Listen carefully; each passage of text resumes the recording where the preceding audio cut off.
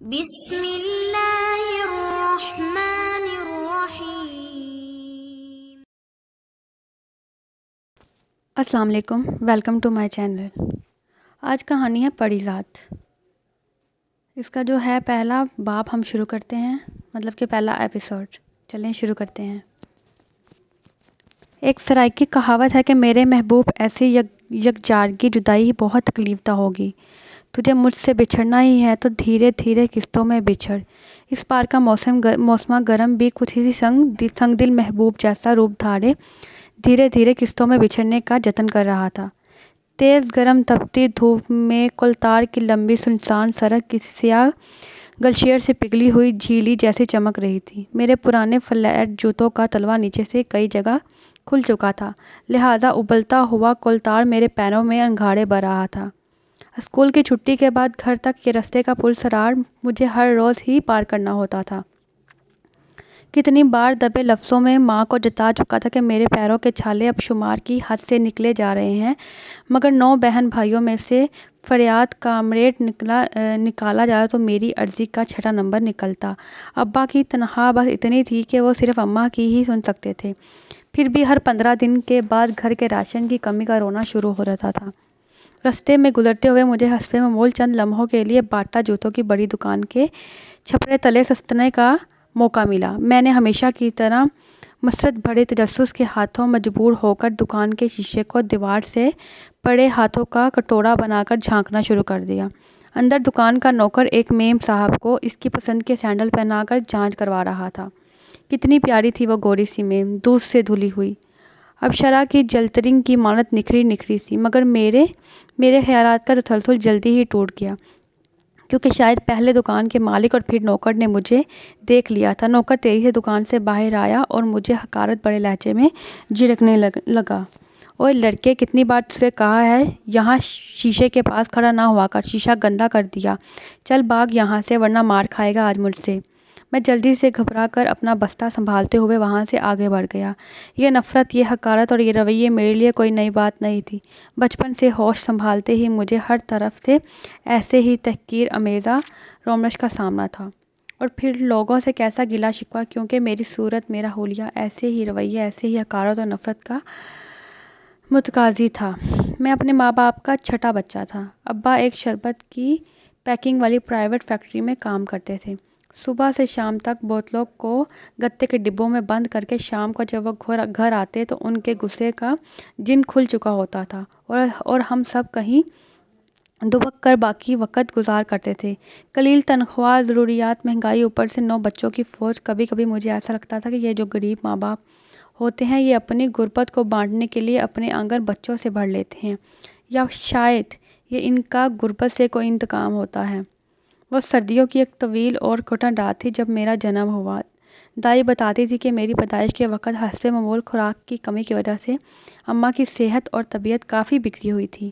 نتیجہ میری صورت میں ایک کمزور، لاغر اور گہرے سانولے رنگ کا بچہ اس دنیا میں پیدا ہوا۔ میرے باقی بہن بھائی بھی پھر بھی کافی بہتر ہیں اور کھلی ہوئی گندمی رنگت لیے پیدا ہوئے تھے، پر نہ جانے قدرت نے یہ ساری سیاہی میرے مقدر کی دوات میں کیوں انڈیل دی تھی۔ چھوٹی خالہ کے اماں سے ہمیشہ ہی کچھ کھٹ پٹ چلتی رہتی تھی، لہٰذا انہیں تو جیسے موقع ہی مل گیا پھر سے طنز کے تیر چلانے کا۔ جھٹ سے بولی، آئے ہائے باجی، یہ اتنا کالا کلوٹا سا بچہ کس پر چلا گیا ہے؟ لگتا ہے جیسے اماوس کی رات آنگن میں اتر آئی ہو۔ آس پار کھڑکی کھڑی سبھی عورتیں زور سے کہکے مار کر ہنس پڑیں۔ اماں جو پہلے ہی میرے رنگ کی وجہ سے جلی بھنی پڑی تھی، تلملا ہی تو گئی اور جھٹ سے بولی، جیسا بھی ہے تو میری ہی اولاد، اور بھائی مجھے تو تمہاری اس بھینگی بیٹی سے زیادہ ہی پیار لگتا ہے۔ اب جلنے کی باری خالہ کی تھی، تڑپ کر بولی، ہاں ہاں، بڑا کوف و کاف کا شہزادہ جنا ہے تم نے۔ اماں بھلا کہاں پیچھے رہنے والی تھی، پلٹ کر ترکی بترکی حساب برابر کیا۔ ہاں، میرے لیے تو کوکاف کا شہزادہ ہی ہے، اور میں نے اس کا نام بھی شہزادوں جیسا سوچ رکھا ہے، پری ذات۔ ہاں، یہی نام ہوگا میرے بچے کا، پری ذات۔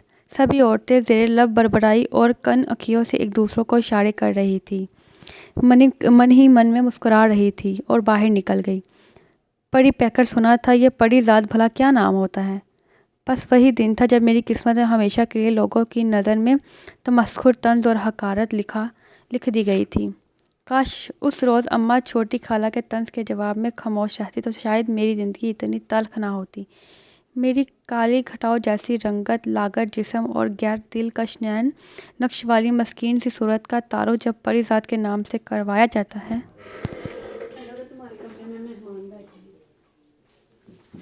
اگلا سننے والا کہکے مارنے پر مجبور ہو جاتا ہے۔ مجھے یاد ہے جب مجھے پہلی جماعت میں داخلہ کروایا گیا تو استاد نے سب بچوں کو فرداً کھڑا کر کے ان کے نام پوچھے تھے۔ میری باری آئی تو میں نے کھڑا ہو کر معصومیت سے اپنا نام بتایا، پری ذات۔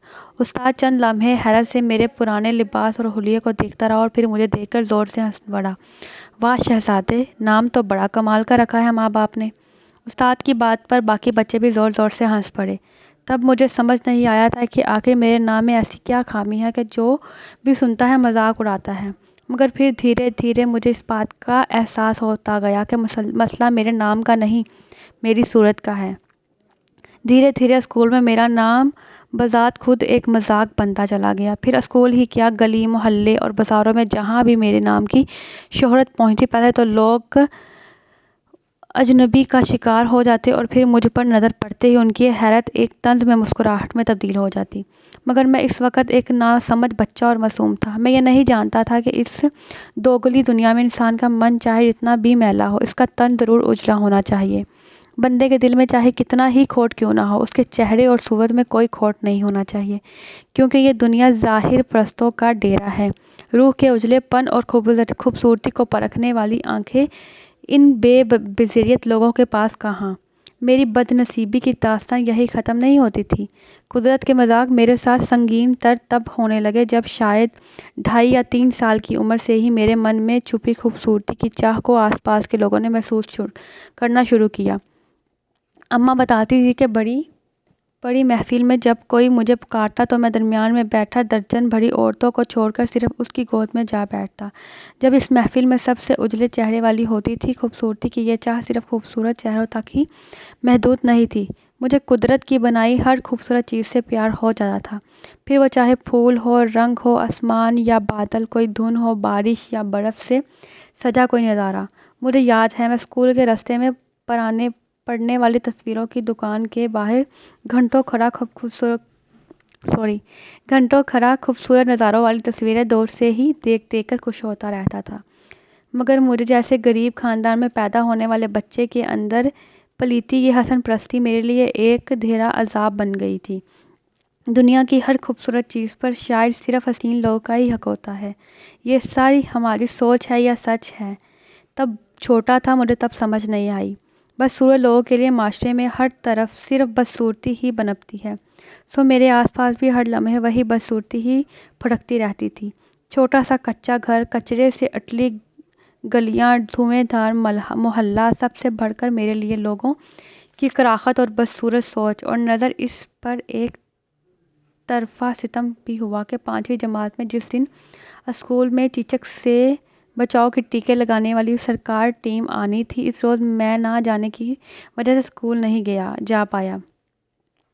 ان دنوں ملک میں چیچک بڑی طرح پھیل رہا تھا اور ٹھیک ایک ماہ بعد میرے چہرے پر عجیب سے سرخ دانے ابھرتے دیکھ کر اماں نے چلا کر ابا سے کہا کہ پری ذات کے بابا، یہ لڑکے کا چہرہ تو دیکھو، یہ کیسے دانے ہیں۔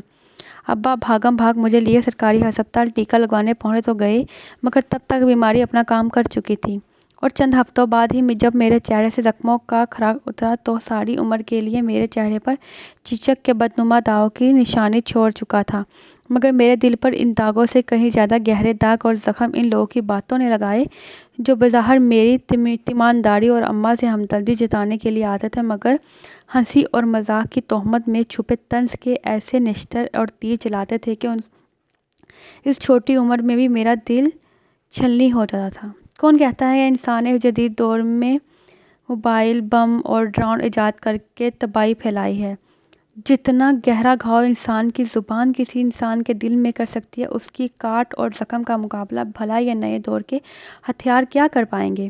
کبھی کبھی میں سوچتا تھا کہ ایٹم بم بنانے والے سائنسدان کو شاید زبان کے زہر کا ٹھیک طرح سے ادراک نہیں تھا، ورنہ اسے دنیا برباد کرنے کے لیے اتنی محنت نہ کرنی پڑتی۔ شاید میرے ماں باپ کا اس معاملے میں اتنا قصور نہیں تھا۔ جب کسی غریب گھرانے میں یکے بعد دیگر اور اوپر نیچے 9 بچے پیدا ہو جائیں تو پھر ان بچوں میں سے کسی ایک بچے کی حساسیت کا بھلا کیسے خیال رکھتا ہے۔ یہ میری اپنی بدقسمتی تھی کہ میں اس صورت کے باوجود بھی اندر سے بے حد حساس واقع ہوا تھا۔ بس صورت اگر حساس بھی ہو تو اسے سونے پر سہاگا ہی کہا جائے گا۔ کاش انسان اس دنیا میں غریب ہی پیدا ہوتا، یا صرف نازک دل۔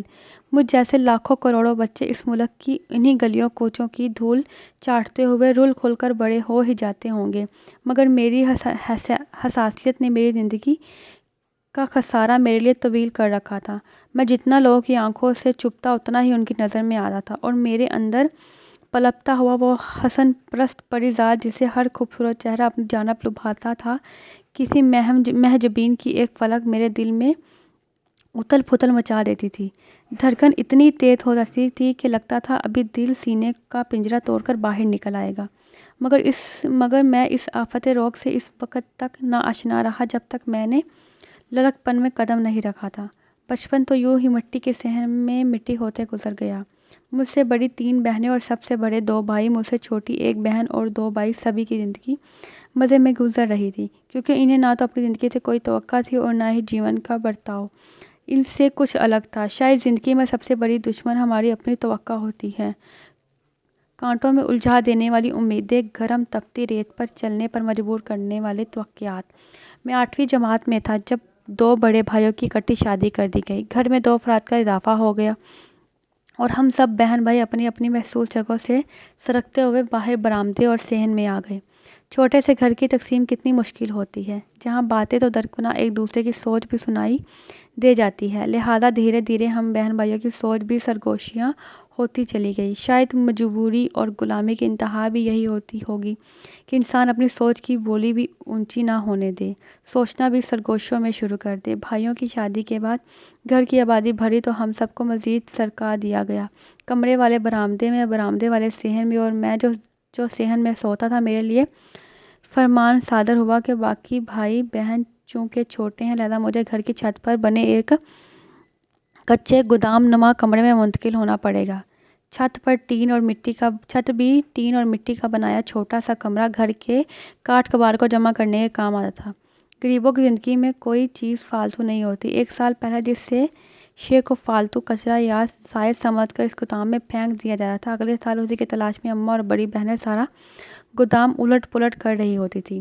میرے لیے بھی یہی حکم تھا کہ گودام کی تمام قیمتی اشیاء ایک طرف سلیقے سے لگا کر اپنی پرانی چارپائی اس گودام میں ڈال دوں۔ آتے وقت میں اپنے کورس کی کتابیں بھی وہیں اٹھا لایا۔ اب اسکول سے واپسی پر کھانا کھانے کے بعد میں چپ چاپ اوپر بنے ٹین کی چھت والے کمرے میں چلا آتا۔ شروع میں تو مجھے اس تنہائی میں سکون کا احساس ہونے لگا۔ تنہائی میرے وجود میں سرایت کرنے لگی اور میری اس تنہائی سے دوستی سی ہو گئی۔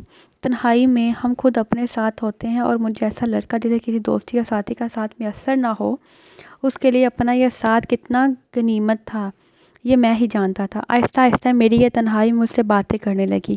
وہ مجھے اوروں کی طرح بدصورت، لاغر اور کمتر نہیں سمجھتی تھی، بلکہ میں اس کے لیے حقیقت میں ایک پری ذات تھا۔ وہ میرے ساتھ مختلف دلچسپ کھیل کھیلا کرتی۔ میری تنہائی کبھی مجھے اسکول کا سب سے لائق ہونہار طالب علم بنا دیتی، اور سارے ضلع میں اول پوزیشن لینے کے بعد کھچا کھچ بڑے ہوئے حال میں ہیڈ ماسٹر سے ٹرافی وصول کر رہا ہے۔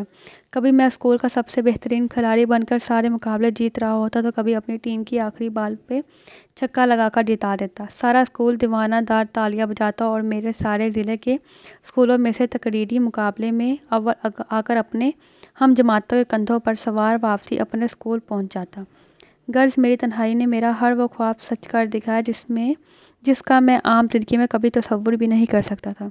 کلاس میں ایک درمیانے درجے کا شرمیلا طالب علم تھا، جس نے غیر نصابی سرگرمیاں تو دور، کبھی نصاب میں بھی کوئی غیر معمولی کارکردگی نہیں دکھائی تھی۔ اگر غلطی سے استاد کبھی سوال پوچھ بھی لیتا تو میری ٹانگیں کانپنے لگتی تھیں، سانس پھول جاتی تھی، اور اگر کبھی خوش قسمتی سے مجھے اس سوال کا جواب آتا بھی ہو تب بھی میرے منہ سے کچھ اور ہی نکلتا۔ اس لیے مجھ سے کسی بھی استاد نے کوئی توقع رکھنا ہی چھوڑ دی تھی۔ مجھ سے بڑے بھائیوں نے جیسے تیسے 10ویں کا امتحان پاس کر کے کلرک کی نوکری شروع کر دی تھی اور اب وہ اپنی دنیا میں مگن تھے۔ انہی دنوں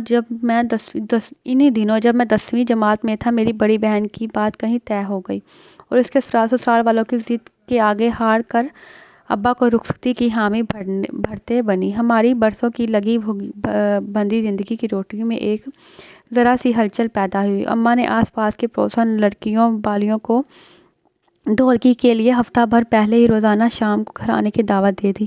ایسے موقع پر میں زیادہ تر چھت پر اپنے ڈبے نما کمرے میں ہی قید رہتا تھا، حالانکہ میرا دل بہت چاہتا تھا کہ میں صحن میں جھانک کر محلے کی لڑکیوں کو شور و گل اور ہنگامہ کرتے دیکھوں۔ ان کی ہنسی اور قہقہ کی آواز اوپر کمرے تک آتی تو میں بھی کئی بار چھت کی منڈیر تک آ کر واپس لوٹ جایا کرتا۔ اگر کسی کام سے گھر سے باہر جانا ہوتا تو میں چپ چاپ صحن کی پچھلی جانب سے نیچے اتر کر گھر کا کام پورا کر آتا۔ ان دنوں سرِ شام ہی محلے کے نوجوان لڑکے ہماری گلی کے ارد گرد منڈلانے لگے تھے اور میری اماں یا ابا کے بلاوے پر بھاگ بھاگ کر ہمارے گھر کے کام یوں کرتے تھے جیسے یہ ان کا فرض ہو۔ مجھ پر یہ بھید بہت دیر میں کھلا کہ ان میں سے ہر ایک محلے کی کسی نہ کسی لڑکی ایک جھلک دیکھنے کی آس میں گلی میں انتظار کیا کرتا ہے۔ کبھی کبھار ان کے قریب سے گزرتے ہوئے ان کی سرد آہیں اور عاشقانہ جملے میرے کانوں میں بھی پڑ جاتے ہیں۔ یار کیا ہوا، وہ آئی کہ نہیں؟ اس کا تو گھر سے نکلنا ہی عذاب ہو چکا ہے۔ تو بتا تیری والی آئی کہ نہیں؟ ہاں آئی تو ہے، پر اس کی اماں کی بڑی کڑی نگرانی ہے آج کل، اس پر سوچتا ہوں خط پکڑانے کی کوئی ترکیب کروں۔ میں حیرت سے ان سب کی یہ باتیں سنتا رہتا اور رشک سے ان سب کو دیکھا کرتا تھا۔ میری نظر میں سب لوفر بہت عظیم درجہ رکھتے تھے۔ بھلا اس دنیا میں کسی کا محبوب بننے سے بھی بڑا کوئی درجہ ہو سکتا ہے؟ عاشق تو لاکھ مل جائیں گے، پر محبوب کے درجے پر شاذ و نادر ہی کوئی فائز ہوتا ہے۔ یہ خود کو کتنا مکمل کر دینے والا احساس تھا کہ کوئی اس دنیا میں ایسا بھی ہے جو اپنی تنہائی میں آپ کو سوچتا ہے، آپ کی فکر کرتا ہے، آپ کی یاد اس کے ہونٹوں پر ایک میٹھی سی مسکان بکھار دیتی ہے۔ مجھ جیسے معمولی لڑکے کے لیے تو یہی زندگی کے معراج تھی، کیونکہ مجھے محلے کی کسی لڑکی نے آج تک دیکھا تو درکنار مجھے پر ایک اچھوٹی سی نگاہ غلطی سے بھی نہیں ڈالی۔